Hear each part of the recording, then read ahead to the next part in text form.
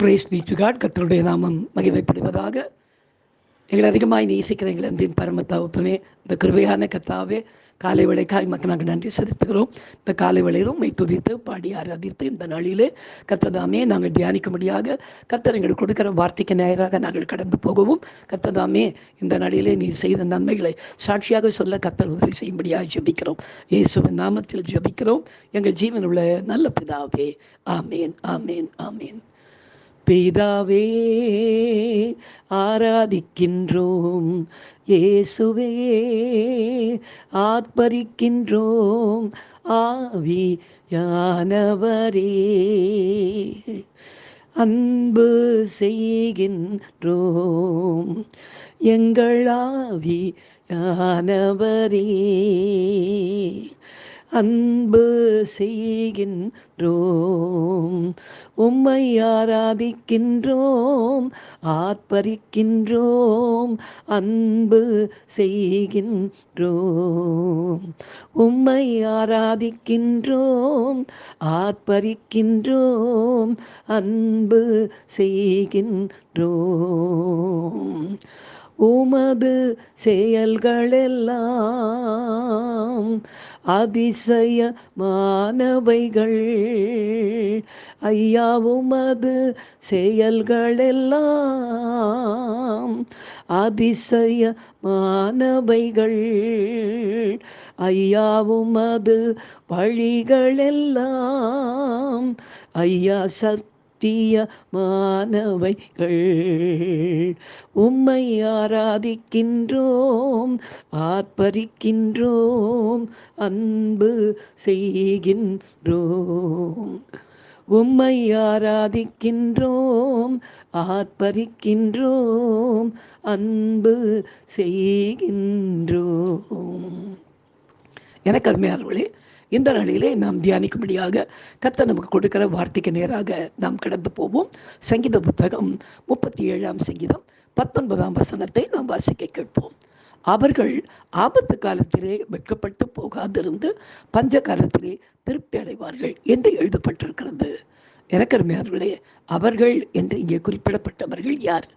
முந்தின வசனத்தை நாம் வாசிப்போமே. ஆனால் அதே சங்கீதம் 37:18 உத்தமர்களின் நாட்களை கர்த்தர் அறிந்திருக்கிறார், அவர்கள் சுதந்திரம் என்றென்றைக்கும் இருக்கும் என்று சொல்லப்பட்டிருக்கிறது. அப்படியானால் அவர்கள் என்ற வார்த்தை யாரை குறிக்கிறது என்றால் உத்தமர்களை குறிக்கிறது.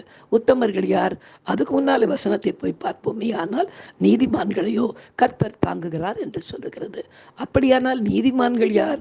நாம் பிறப்பிலோ நம்முடைய செய்கைகளிலோ நாம் நீதிமான்கள் கிடையாது. கர்த்தருடைய மிகுந்த கிருபையினாலே நமக்குள்ளே விசுவாசத்தை துவக்கி நம்மை நீதிமான்களாய் மாற்றும் பொழுது, நீதிமான்களாகிய நம்முடைய காலங்கள் கர்த்தருடைய கரத்தில் இருக்கிறது அல்லவா? அப்படி இந்த காலங்கள் வரும்போது இந்த உலகத்திலே எல்லாருக்கும் போல நமக்கும் ஆபத்துகள் வரும், நமக்கும் பஞ்ச காலங்கள் வரும். ஆபத்து என்பது எதை குறிக்கிறது, பஞ்சம் என்கிறது எதை குறிக்கிறது என்று பார்ப்போம். ஆபத்து காலம் என்கிறது நமக்கு சொல்லி வருவதல்ல, திடீரென்று வரும். அப்படி அந்த ஆபத்து காலத்திலும் கூட நீதிமான்களுடைய காலங்கள் கர்த்தருடைய கரத்திலே இருக்கிறதுனாலே அந்த ஆபத்து காலத்திலே அவர்கள் வெட்கப்பட்டு போகாமல் கர்த்தர் காத்துக்கொள்வாராம். அடுத்தபடியாக பஞ்சகாலம் என்று சொல்லப்பட்டிருக்கிறது. பஞ்சகாலம் எதை குறிக்கிறது? அதாவது 3 விதமான பஞ்சத்தை நாம் பார்க்கலாம். ஒன்று, விளைச்சல் இல்லாமல் வருகிற ஒரு பஞ்சம். இரண்டாவதாக விளைச்சல் இருந்து நமக்கு அந்த காரியம் கிடைக்காமல் போகிறதும் ஒரு பஞ்சம். மூன்றாவது, விளைச்சலும் இருந்து நமக்கு கிடைக்க வேண்டிய காரியங்களும் இருந்து அதை பெற்றுக்கொள்ளாமல் நான் நின்று கொண்டிருப்போமே. ஆனால் அதை பெறுவதற்கோ வாங்குவதற்கோ நிலைமை நமக்கு சரியாக இல்லாமல் போகுமே. ஆனால் இந்த 3 நிலைகளிலும் ஒரு பஞ்சம் ஏற்படுகிறது. இப்படிப்பட்ட ஒரு பஞ்சம் கூட கர்த்தரால் நீதிமான்களாக்கப்பட்ட வாழ்க்கையிலே வருகிறதில்லை. அப்படியானால் ஆபத்து காலம் என்கிறது சொல்லாமலே வரும், பஞ்சகாலம் என்கிறது சொல்லியே வரும். ஏன் வேதத்திலே பஞ்சகாலம் வரும் என்று எகிப்தின் ராஜாவாகிய பார்வோன் அந்த நாளிலே சொப்பனம் கண்டபோது அந்த பஞ்சகாலம் வரும் என்பதை அறிந்தேதான் அதற்கு சரியான சொப்பனத்தின் அர்த்தத்தை சொல்லி யோசேப்பு அந்த நாளிலே என்ன செய்ய வேண்டும் என்று செய்தார். எனவே ஆபத்து என்கிறது நமக்கு சொல்லாமல் வருகிற காலம். பஞ்சம் என்கிறது முன்கூட்டி அறிவிக்கப்பட்டும் வருகிற ஒரு காலமாக இருக்கிறது. எந்த காலமம்மா இருந்தாலும் நீதிமான்களை பார்த்து கர்த்தர் சொல்லுகிறார், பயப்படாதே, நான் உனக்கு துணை நிற்கிறேன். சொல்லாமல் வருகிற ஆபத்து காலமாக இருந்தாலும், சொல்லியே தெரியப்பட்டு வருகின்ற பஞ்ச காலமாக இருந்தாலும், 2 காலங்களிலும் என் பிள்ளைகள் வெட்கப்பட்டு போகாதபடி நான் காத்துக்கொள்வேன். பஞ்ச காலத்திலும் அவர்களை திருப்தியாக்குவேன் என்று கர்த்தர் சொல்லுகிறார். எனக்கு அருமையானவர்களே, இந்த வசனத்தை மெய்ப்பிக்கும்படியாக இன்றைக்கு என்னுடைய வாழ்க்கையிலே நடந்த 2 காரியத்தையும், ஆபத்து காலம், பஞ்ச காலத்தை குறித்து உங்களுக்கு நான் சாட்சி கொடுக்கிறேன். எனக்கு அருமையானவர்களே, ஒரு 3 வருஷத்திற்கு முன்பாக ஒரு ஆபத்து காலம் நமக்கு வந்தது. அது என்ன ஆபத்து காலம்? கொரோனா வந்த நேரம். அப்போ என்னுடைய குடும்பத்தை நான் வெளியே ஊழியர்களுக்கு போன போது எல்லாரும் என்னை பார்த்து சொன்னாங்க, ஏற்கனவே 2 கிட்னி டேமேஜ்டு, லெஃப்ட் வென்ட்ரிக்கல், இருதயத்தில் என்லார்ஜ்மெண்ட்டு, இவ்வளோ பிரச்சனையோடு இருக்கிற இவன் எதுக்காக அங்கங்கே இன்ஃபெக்ஷன் உடனே வருகிறது? இந்த கொரோனா நேரத்தோட ஊழியம் செய்ய போகணுமா அப்படின்னு சொன்னப்ப நான் அவர்களை பார்த்து சொன்னேன், ஏற்கனவே எனக்கு 2 கிட்னி டேமேஜாக இருந்தது, இருதயம் கெட்டுப்போய் இருந்தது. இவ்வளவும் 20 வருஷமா எனக்குள்ளே இருந்தபோது, எனக்குள்ளே இருந்த கெட்டுப்போன இருதயம், எனக்குள்ளே இருந்த கெட்டுப்போன கிட்னிகள் என் ஜீவனை எடுக்காத பட்சத்திலே இந்த ஆபத்து காலத்தில் கொரோனா வெளியிருந்து வந்திருக்கிறது. உள்ள இருந்ததே என்னால் கொல்ல முடியல, அப்போ வெளியிருந்து வருகிற இந்த கொரோனாவா என்னை கொல்லும் அப்படின்னு நான் தேவ கிருபையினால் பேசினபோது என் குடும்பத்தை எல்லாம் சொன்னாங்க, இவன் அடங்கவே மாட்டான், எப்படி புறப்பட்டு போறான். ஆண்டவரை கிருபையினாலே அந்த காலத்தையும் கடக்க, அந்த ஆபத்து காலத்திலே என் குடும்பத்தார் எனக்கு என்ன ஆகுமோ, இப்படி வெளியே சுற்றி கொண்டிருக்கிறானே, ஊழியம்னு சொன்ன நாட்களிலே நான் அவர்களுக்கு முன்பாக வெட்கப்பட்டு போகாமல் கர்த்தர் அந்த கிருபையினாலே என்னை அந்த நாளிலே காத்து கொண்டார். இது முதல் சாட்சி. 2வது, பஞ்ச காலத்திலே கர்த்தர் சொல்லுகிறார், அவர்கள் திருப்தி அடைவார்கள். எல்லாருக்கும் பஞ்சம் வரும், ஆனால் நம்மை கர்த்தர் திருப்தியாய் போஷிப்பாரா. இது என்ன பாஸ்டர் நடந்தது அப்படின்னு கேட்கிறீங்களா? அந்த நாளிலே, அந்த டிசம்பர் மாதம் பீரியட், அப்போ நமக்கு கொரோனா வந்து அப்போ தான் கொஞ்சம் குறைந்து கொண்டிருக்கிற நேரம். அந்த டிசம்பர் மாதத்தில் நான் மதுரைக்கு நான் செய்தி கொடுக்க நான் வந்திருந்தேன். வந்து முடிச்சுட்டு போகும்போது பாஸ்டர் என் கையில் ஒரு 3000 ரூபாய் காணிக்க கொடுத்தாங்க. கொடுத்த உடனே ஆண்டவர் சொன்னார், இது கிறிஸ்மஸ் டைமு, அங்கே நின்று வாசிக்கிறாங்க 13 பிள்ளைங்க, அவங்களுக்கு இந்த 3000 எடுத்து ஆளுக்கு ஒரு 1000 ரூபாய் கொடுத்துட்டு நீ போயிடு அப்படின்னாரு. சரி, அவளுக்கு எல்லாருக்கும் அந்த காசு எடுத்து நான் கொடுத்துட்டு கிளம்பும் போது பாஸ்டர் என்னை பார்த்து சொன்னார், கொடுத்த காணிக்கையும் கொடுத்துட்டீங்க, டைமும் இல்லை, இப்போ நீங்கள் வந்து சாப்பிடவும் முடியாது, இப்போ எங்கே போய் சாப்பிட போகிறீங்க, மணி ஆயிடுச்சு அப்படின்னாரு. இல்லை பிரதர், நான் போகிறேன், நான் போய் ட்ரெயின் ஏறுறேன், அங்கே ஸ்டேஷன் ஏதாவது விற்கும், நான் சாப்பிட்டுக்கிறேன் அப்படின்னு சொல்லிட்டு. இது சரியான பஞ்சகாலம் எனக்கு தெரியாது. ஆனால் ஸ்டேஷனுக்கு வந்ததுக்கப்புறம் பார்த்தா ஸ்டேஷன் வெறிச்சோடி கிடக்குது, ஒருத்தரும் அங்கே இல்லை. எனக்கு என்ன பண்ணுறதுன்னு தெரியல. சரி, நான் ட்ரெயினில் ஏறி உட்காந்து குனிஞ்சு பார்த்தேன். ட்ரெயின்லேயே ஒரு 15 பேர் தான் இருந்தாங்க.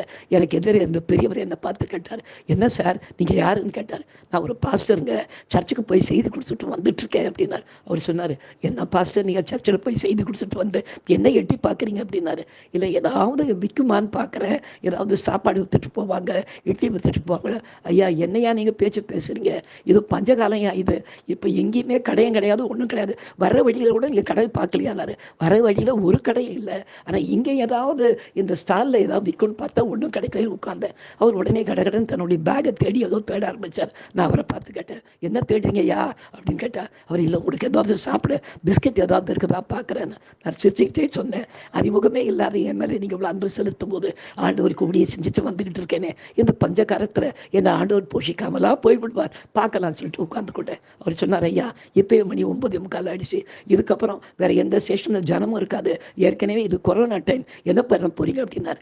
பார்க்கலாம் ஐயா, கர்த்தர் நல்லவர், வாங்கன்னு சொல்லிட்டு வந்து கொண்டு திண்டுக்கல் ஸ்டேஷன் வந்தப்போ அதிகமாக மழை பெய்ய ஆரம்பிச்சு. சொன்னார், ஐயோ சும்மா இருக்க நேரத்தில் இங்கே ஸ்டேஷனில் யாரும் இருக்க மாட்டாங்க, இப்போ மழை, நீங்கள் என்ன தான் சாப்பிட போகிறீங்களே தெரியல அப்படின்னு சொன்னார். நான் பார்த்து கொண்டே இருந்தப்போ கர்த்தருக்கே மகிமை உண்டாவதாக, யாரோ ஒரு பையன் அந்த ரயில்வே டிபார்ட்மெண்ட் ட்ரெஸ்ஸில் ஒரு ட்ரேயில் ஒரு 5 இட்லியும் கொஞ்சம் சாம்பாரும் கொஞ்சம் சட்னியும் வச்சு பொட்டத்தை கொண்டாந்து கரெக்டாக எந்த கம்பார்ட்மெண்ட்டுக்கும் போகாமல், இது கர்த்தருக்கே மகிமையாய் சொல்கிறேன், நேராக என்கிட்ட வந்து, ஐயா இட்லி இருக்குது சூடாக வேணுமா அப்படின்னு கேட்டான். இந்த பக்கத்தில் இருந்த இந்த எதிர் அந்த பெரியவர் பார்த்து கேட்டார், என்னையா இது அப்படின்னாரு. இதுதாங்க ஆண்டவர் அவருடைய பிள்ளைகளை போஷிக்கிறது, பஞ்சம் தானே, இப்போ பாருங்கள் இந்த ஆண்டவர் விடலை பார்த்தீங்களா, அவருக்கு ஊழியம் செஞ்சுட்டு வந்திருக்கிறேனே அப்படின்னு சொல்லிட்டு அந்த நாளில் அதை வாங்கின உடனே அவன் சொன்னான், ஐயா காசுலாம் ஒன்றும் கொடுக்காதீங்க, பரவாயில்ல, இந்த நேரத்தை நீங்கள் சந்தோஷமாக சாப்பிடுங்கன்னு சொல்லிட்டு அந்த ட்ரேவை தூக்கி அந்த மலையில் ஓடிட்டான். உடனே அந்த பெரியவர் சொன்னார், நிச்சயமாங்க இப்போ வந்தது ரயில்வே ஸ்டாஃப் கிடையாதுங்க, உங்கள் இயேசு கிறிஸ்துவே தான் ரயில்வே ஸ்டாஃப் வேஷம் போட்டுக்கிட்டு வந்து உங்களுக்கு இட்லி கொடுத்தார், சாப்பிடுங்கன்னு சொல்லி அந்த நாளிலே என்னை சாப்பிட வைத்தார்கள். கர்த்தருடைய நாமம் ஒன்றே மகிமைப்படுவதாக. பார்த்தீங்களா என்னாச்சுன்னு? கொஞ்ச நேரம் உட்காந்துக்கிட்டு இருந்தேன் ட்ரெயினில். அப்படி உட்காந்துட்டு திடீர்னு யோசித்தேன், கையில் இருந்த காசெல்லாம் கொடுத்துட்டு வேற முடிச்சேன். என்ன தெரியல ஆண்டவரே, என்னவோ நடத்துறீங்க, நீங்கள் பஞ்சகாரத்தில் நடத்துவீங்கன்னு உட்காந்துக்கிட்டு இருக்கும்போது திடீர்னு ஒரு டிங் டிங் சவுண்டு வந்தது. என்னுடைய செல்லில் எடுத்து பார்த்தா என்னுடைய செல்லில் யாரோ ஒருத்தர் 70,000 ரூபாய் காணிக்க அனுப்பிச்சிருந்தாங்க. என்னடா இது, 3,000 தான் கொடுத்தோம், 70,000 காணிக்க வந்திருக்கேன்னு எனக்கு தெரியல. வீட்டுக்கு வந்து எல்லாரையும் ஃபோன் பண்ணி சபையில் எல்லாரையும் கேட்குறேன், யாராவது எனக்கு அனுப்பினீங்களா? பேர் போடாமல் வந்திருக்குது, எந்த பணத்தையாவது எனக்கு அனுப்பிட்டு அதை எடுத்து நான் செலவு பண்ணிட்டேன்னா நாளைக்கு பிரச்சனை ஆகிடுமே அப்படின்னு சொன்னப்போ எல்லாரும் சொன்னாங்க, பாஸ்டர் அப்படியே வச்சு வைங்க பணத்தை, திடீர்னு யாராவது தவறாக போட்டவங்க கேட்டாங்கன்னா நீங்கள் கொடுத்துடலாமே அப்படின்னு சொன்னாங்க. வச்சுக்கிட்டே இருந்தேன். டிசம்பர் மாதம் வந்தது, கிறிஸ்மஸ் வந்தது. ஆண்டவர் சொன்னார், அந்த 70,000 எடுத்து செலவு பண்ணுப்பா, நீ அங்கே 3,000 அங்கே யாருக்கும் கொடுத்தல, இங்கே உன் பிள்ளைகளுக்கு நான் கொடுக்குறேன்னு சொல்லி அந்த 70,000 செலவு பண்ணிட்டு இருந்தாலும் யோசனை பண்ணின்னு உட்கார்ந்துட்டு இருந்தேன், யாராக இருக்கும் அப்படின்னு. ஜனவரி முடிஞ்சு 2ஆம் வாரத்தில் ஒரு ஃபோன் வருது. சரி என்று ஒரு தம்பி அமெரிக்காவிலேருந்து ஃபோன் பண்ணி, அங்கிள் கிறிஸ்மஸ் முன்னால் ஒரு 2ஆம் வாரத்தில் உங்களுக்கு ஒரு 70,000 அனுப்பினேன், எனக்கு திடீர்னு கிடைச்ச ஒரு பணத்தை வந்து அதை உங்களுக்கு அனுப்ப சொன்னார் ஆண்டவர், அதனால அமெரிக்காவிலேருந்து உங்களுக்கு அனுப்பினேன், வந்துச்சா அப்படின்னு. ஏன்பா ஒரு மாதம் கழிச்சாப்பா கேட்பேன் அப்படின்னு. ஏன் என்ன அப்படின்னா, செலவு பண்ணிட்டேனே அப்படின்னு. உங்களுக்கு தான் அனுப்பிச்சேன், செலவு பண்ணுங்க அப்படின்னு சொன்னான். எனக்கு அருமையானவர்களே, பாருங்கள், ஆபத்து காலம் வந்தாலும் எந்த வியாதியும் அணுகாதபடி கர்த்தர் வெட்கப்பட்டு போகாமல் என் குடும்பத்தின் மத்தியிலே என் தலையை நிமிர்த்தினார். 2வது, சாப்பாடு கிடைக்காத கொரோனாவினுடைய பஞ்சகாலத்திலும் கூட கர்த்தர் போஷித்து என்னுடைய கையின் பிரயாசங்கள் எனக்கு குறைந்து போகாதபடி யாரோ ஒருத்தர் மூலமாய் காணிக்கை அனுப்பி அந்த பண்டிகை நாளை கொண்டாடவும் கர்த்தர் எனக்கு கிருபை செய்தார். சந்தோஷமாக ஜெபிக்கலாமா? எங்களை அதிகமாக நேசிக்கிற எங்கள் அன்பின் பரம தகப்பனே, இந்த கிருபையான விளைக்காய் மக்கள் நாங்கள் நன்றி செலுத்துகிறோம். ராஜா கர்த்தாவே, உம்முடைய பிள்ளைகளை ஆபத்து காலத்திலும் நீ வெட்கப்படாமல் நீர் காத்துக் கொள்கிறீர். எல்லா பஞ்ச காலத்திலும் நாங்கள் திருப்தியாக இருக்கும்படி எங்களை காத்து வருகிறீர். உமக்கு நன்றி தகப்பனே. தொடர்ந்து எங்களை நடத்தும் இயேசுவின் நாமத்தில் ஜெபிக்கிறோம் எங்கள் ஜீவனுள்ள நல்ல பிதாவே. ஆமென். ஹல்லேலூயா, ஹல்லேலூயா, ஹல்லேலூயா. God bless you. Thank you.